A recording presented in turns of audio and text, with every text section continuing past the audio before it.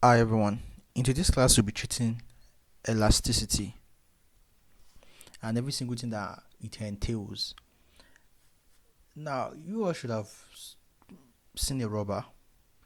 An example of an elastic material is that of a rubber because you can change it. You can change its shape. You can change its form, and then when you release it, it will come back to its original shape and its original form.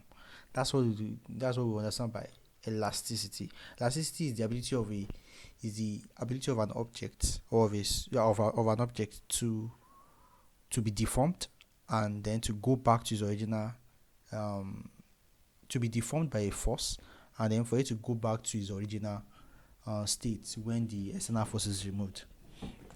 So that's basically what elasticity entails. And then there are some parameters you should really take note of, or some terms that you really like take note of when you are talking about elasticity. The first one is stress, and then the second one is strain. Now, what is stress? Now, the way I always to like view stress is when something is stressing you, like it's like a force that is acting on that particular substance. So that's more of like the stress. It's like the how would I put it? More like the force that is acting on that particular substance at that particular point that is causing the expansion.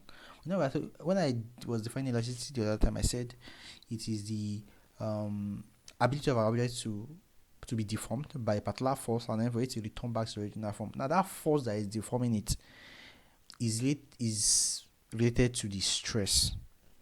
So, and the more formula aspect of the stress is it is the ratio between what the force applied to the area over which the force is applied. Because this is the thing, you are going to attach the force. Let's say you are using a string. There will be a point of contact between the force and that elastic substance. Now, the point of contact between the force and that elastic substance will be over a particular area. So, what they are saying now is that the stress now is the ratio between the force that you're applying over that area divided by the magnitude of that area. So, that's stress. So, let's just say when the body is deformed by the application of an external force, forces within the body are brought into play. Now, elastic bodies regain their original shape due to internal restoring forces. Now, the internal restoring forces and the external forces are opposite in direction. Now, when you apply a force to, let's say this is the elastic material now. Now you are applying a force. You are drawing this elastic material down. Initial. Let's say this is the initial. Then this now becomes the final.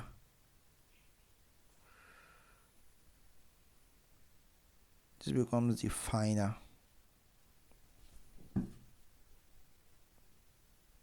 Now, you are applying a force. When you apply the force here, force F, that's why this actually changed to this. Now, the moment you release that force, let's say in another case now, you release that force, the object is going to go back to its original form.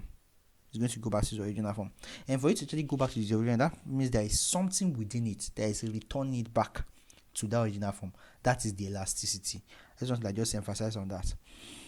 And as I said before, that for your stress, it is the force that you're applying now on that particular substance is over a certain area. So your stress is the ratio of the force that you're applying over that particular area. That is your stress. And the formula for calculating stress is what? Force over area. And then the SI unit for stress is what? Newton per meter square. Now we have different types of stress. Take note of this. We have different types of stress. You have the longitudinal stress, which is usually the one we always tend to like deal with, which is the force over the area. And then we have the volume stress or the box stress. That one involves the volume. And then we have the tangential stress. This one has to do with the gases and solids, like rigid body, basically. And I don't think you'll be asked for your UTME. Now let's start with longitudinal stress. Now, when the stress is normal to the surface area. Now, as I was saying before, that in order for you to actually have, when you apply a force on an elastic substance, you are applying it over a certain area. So let's say you have this. Now the area, if you are pulling the object, if you are applying a force at this point, the area that you are applying the point of contact between the force and the object is here. So if this is if this is normal, what that means is that if the force that you're applying is normal to the area, then you have a longitudinal stress. And if you observe this now, you notice that okay, this force is what is perpendicular to what, to this area, is perpendicular to this area. So that's your longitudinal stress, which is like your normal stress that you deal with, which is just force over area. And then it also be classified into two. You have the tensile stress and the compressive stress. Yes, it's very important for me to emphasize this. Now, tensile in the sense of when you are pulling. Now, for tensile stress, the all I call it now, the force that you're applying is downwards, and now the elastic material, the elastic property of the substance will be pulling it upwards. So both the force that you're applying and the restoring force of that elastic material will be going in opposite direction. Although they're always going in opposite direction, but then it's more like tilt towards expansion of that substance. It always tends to like expand it. Tensile stress has to do with expansion. Compressive stress has to do with what? Reducing it, like compressing it, reducing the length of the material. So just take note of that. Okay, as I said, okay, tensile stress, when longitudinal stress produced due to an increase in the length of this object, it is known as what? Tensile stress. Like longitudinal stress produced due to increase in the length of the substance, as I said before, is this tensile stress. That's when you are trying to elongate the substance, the elastic substance. While when you're trying to like decrease the length of this elastic substance, it is referred to as compressive stress. Now, what is volume stress and bulk stress? Now, as I said before that, so volume stress and bulk stress, if equal normal force applied to the body causes a change in the volume, the stress is called the volume stress. So just take note that bulk stress and volume stress involves the volume rather than, instead of the area, you are going to be using what's your volume. And then the tangential stress. Now, when the stress is tangential or parallel to the surface of the substance, it is tangential. Now, for longitudinal, we said that the force that you're applying is perpendicular to the surface area over which you are applying the force. Now, for tangential, it has to be parallel to it. So that's more like, let's say you have something like this now. So for shear stress, the force is in this direction, and then the area is also in that same direction. The surface area and the force that you're applying must be parallel to one another. They must be in the same plane, on the same plane. So now another term that you should actually take note of also is strain. Now, like the way I always tend to like view it is, you should more like be able to like relate most of these terms. The only way you can tend to like remember all these terms is if you're able to like relate it to something that you know, that you've experienced. And the way I always tend to view strain is like when something is putting pressure. When you are putting strain is more like you're putting pressure on something, and when you put pressure on something, it tends to like change its form. Yes, so strain is more like the change that will occur after you've applied what? The force. After you apply the external force, that is your strain. It's more like it's proportional to the change. It's more like the change that actually occur when you actually applied the force. So actually, when you apply the force on the elastic material. And the formula for calculating strain is change in dimension over the initial dimension. Now, what that means now is like, now you have the original length for something like this. Now, you have the original length already. You have the original length before. Now, when you apply the force, it's going to change the length. When you apply the external force on the substance, on the electric substance, it's going to change the length. It will increase the length or decrease the length. So now what they are saying is that for you to calculate the strain is the ratio between the change, which means what? The final length you are going to get after you've applied the external force, minus the original length. That will give you what? Your change in length, which is like your extension, all over the original length, which is the length that the object has before you actually apply the external force. The same way you have for stress as well, you have for strain. You have longitudinal strain, you have volume strain, you have shearing strain. You won't be asked shearing strain and volume strain. Then longitudinal strain has to do with what, with your length, change in length um over the original length of the substance. While for volume, you know it to be volume, you just change it to volume. Now, another important thing to talk about is the stress strain curve. Now, there's usually energy buildup in elastic substances. Energy buildup in the sense that when you notice that, okay, when you extend an elastic substance, and then let's say you now let's say you now remove the external force, you notice that the object or the substance will move with a more like a significant amount of energy and revert back to its original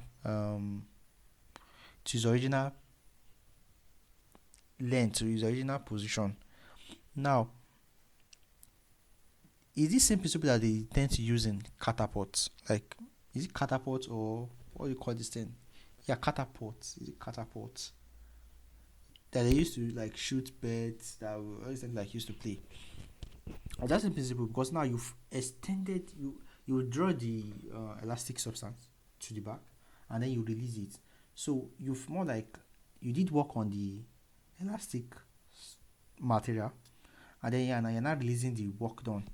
So the work done will be converted to what? To energy, which will convert to kinetic energy to propel the stone or whatever it is that you are actually like using the catapult. So that's the energy that is related to elastic substances. So they always refer to that as elastic potential energy. Elastic potential, because don't forget that potential energy has to do with what energy stored in a substance. And then when you are applying the work done, you are storing the energy in the string, in the elastic material, so that when you release it, the energy that you've transferred to it, which is the work done, the work that you did on it, will be converted to what kinetic energy. That's the stone will now use to actually like move along the path that you are setting it in. So it's very important for us to actually note the main way I talked about that is it will be very important to actually for us to actually understand that. Oh yeah, and I forgot that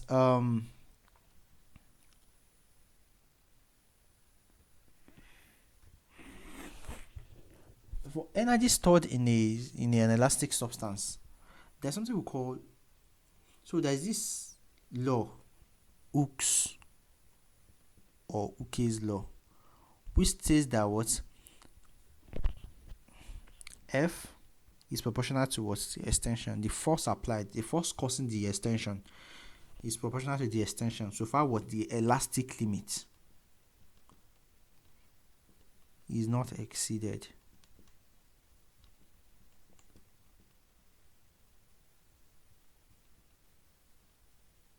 Just take note of this. So the force is proportional to the elastic limit. For an elastic material, the force is proportional to the extension, provided that the elastic limit is not exceeded. So what that means is every single. Then before I talk about this, let's talk about some of these things, because it will really be needed when I'm trying to like explain that.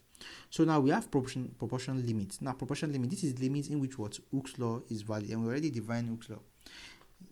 Proportional limit is like the limit in which what the force applied is usually proportional to what, to the elastic limit, and at that particular point as well, to the stress is proportional to what, to the strain. Now it is the proportional limit is the limit in which what the Hooke's law is valid, and then we have elastic limit. Now elastic limit is the maximum stress which, on removing the deforming force, makes the body recover its original state completely. Now this means, now for elastic material, when you applied, they always tend to have more like a breaking point. I shouldn't use breaking point. They always tend to have a certain threshold above which they won't return back to their original form anymore. That threshold is what we refer to as the elastic limit. I hope you get. So it's not like the breaking point. I forgot to like, we are using like entirely different scenario. So you should liken your elastic limit to your threshold, and you know that above the threshold the stuff will not come back again. It will affect it badly. So it's like the maximum. It's like the maximum force or the maximum stress that you can apply on a substance, that you still get your original length back. So that's your elastic limit. Now, your lower yield point. Now, this is the point beyond the elastic limit at which the length of the wire starts increasing with increasing stress. Now, what that means now is that it is the force that you now apply. It is just the force that is just above the elastic limit, that when you apply it, the object will not return to its original length anymore. It will start to like slack. The elastic material will start to like slack. So that's like a lower yield point. Now then the breaking point. Now the breaking point is more like this force or the stress or the point, or this is the force that you apply to the substance that will make the elastic material break completely. Not maybe it won't return back to the original length, it will break completely. Like it will break up. That's why sometimes when you pick up an elastic material and then you expand it to a point, it will like break. Like most especially all these rubbers, all these like rubbers that have been used, like they have been expanded for a very long period of time, and then over time they tend to like lose the elasticity, and then when you pull it extremely, then it will break. So that's like the breaking point. It's the point within which the object just breaks. The substance basically just breaks. So now let's go back to this our stress strain curve. Now don't forget that you have your stress strain curve, and then this stress strain curve gives you a lot of information about the elastic material. For example, now this is your elastic limit. This is your elastic region. The blue region is your elastic region. And then you notice that they indicated what the more blue or the dark blue region represents where the Hooke's law is still obeyed. That means your stress is proportional towards your strain. That means like your force is proportional to your extension. And then the light blue region is the point where the elastic material is still obeying Hooke's law, but then is not obeying it like completely, like in totality. It is still, when you move the force or the stress, the object still goes back to a certain, it still reduces in length. It's really more like wants to go back to its original length, but then it does not go back to that. No, what am I saying? Now, for that light blue region, the force that you are applying is not proportional to the elastic limit anymore, but then the difference is still small compared to the rest that we're going to have, compared to like the blue region. Well, when you apply the stress, the elastic material is not even extending at all. It's not extending above that limit anymore. So that's the plastic region. So you can see the A represents the proportional limit, the elastic point, the yield point, that's the B. The C is the lower yield point. The D is the breaking point. So just take note of all those regions on the graph. Now, I already talked about Hooke's law, that it states that the force applied is proportional to the elastic limit. Now, you can liken that to your stress as well too. So we can rephrase Hooke's law to mean what stress is proportional to strain, provided the elastic limit is not exceeded. And then let's prove it. So you have your stress proportional to your strain. What's your formula for calculating your stress? Force over area. What's the formula for calculating your strain? Extension over length. So from here now, the area will be constant, the length will be constant. So you can say your force proportional to your E. So that's why they are using stress and strain in that case. And the constant is elastic, is equivalent of elasticity. Is equivalent of elasticity. Because every single time you remove a proportionality sign, you replace it with a K. So you have F is equal to KE. This is Hooke's equation. It can also be stress equals K times strain. Anyone? And then in the case of stress and strain now, the K becomes what? Modulus. But then in the case of when the stuff is K now for force and extension, here it is coefficient of elasticity.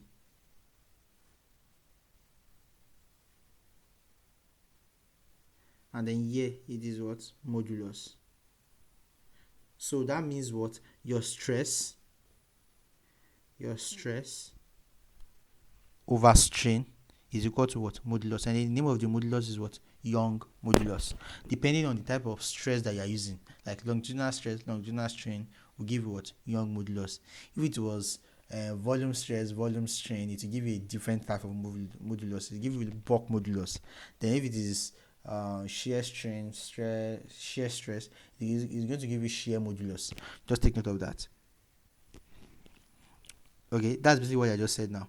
So we already know that from the Hooke's law now, using stress proportional to strain, you already know that okay, your Young modulus will be what? Your stress over your strain, and it is like your longitudinal stress over your strain, and then this is the formula of FL over area times the extension.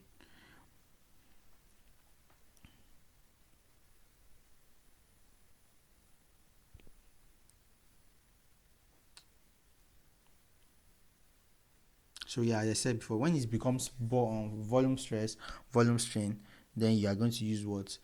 It's going to become your bulk modulus. But when it's sharing stress, sharing strain, is going to become what? Rigidity modulus or shear modulus. Okay, so that's all for elasticity. So see you guys in the next class.